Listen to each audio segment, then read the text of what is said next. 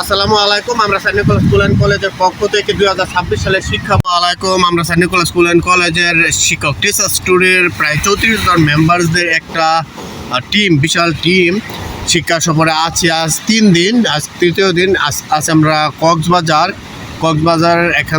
এখানে নাস্তা করে কিছুক্ষণ পর আমরা মহেশখালীর উদ্দেশ্যে রওনা হব। আমাদের সাথে আছেন আমাদের শ্রদ্ধেয় সম্মানিত শিক্ষক জনাব মোজাম্মেল হক আমাদের সাথে আছেন। সি বিচে সকালবেলা মর্নিং ওয়াকে এসেছি স্যারের সাথে।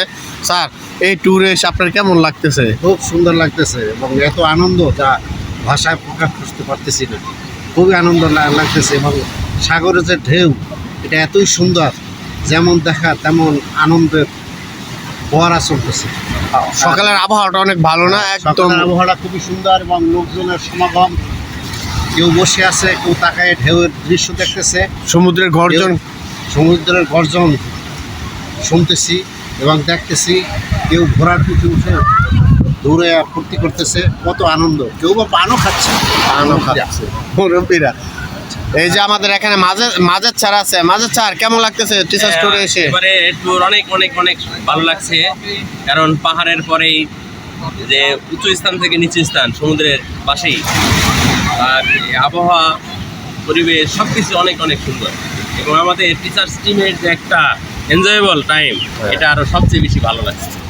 আসসালামু আলাইকুম। আমরা সেন্ট নিকোলাস স্কুল অ্যান্ড কলেজের পক্ষ থেকে 2026 সালের শিক্ষাবর্ষের টিচার স্টুডেন্টরা তৃতীয় দিনে আছি। সকালবেলা আমরা মর্নিং ওয়াকে আছি। আমাদের সাথে আছেন আমাদের সম্মানিত শিক্ষক ও সিনিয়র টিচার জনাব মোজাম্মেল স্যার আছেন, মাঝের স্যার আছেন ও অন্যান্য শিক্ষক মণ্ডলীরা হোস্টেলে আছেন কেউ। আজকে সকালে এসে গান করেছে যে সকালে যে সমুদ্রের দৃশ্যটা, এটা দেখার সুযোগ নেব। তাই খুব সকালে উঠে গোসল করে ফ্রেশ হয়ে মর্নিং ওয়াকে, আর বিশেষ করে স্যারের সাথে ওয়াকিং করে আসা, এটার আনন্দ আছে।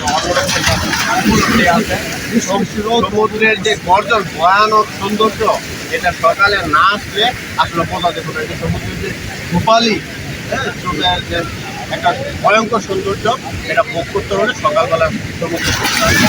আশা করি আপনাদের ভালো লেগেছে। সবাই ভালো থাকবেন। একটু ভিডিওটা এগিয়ে দিকে যদি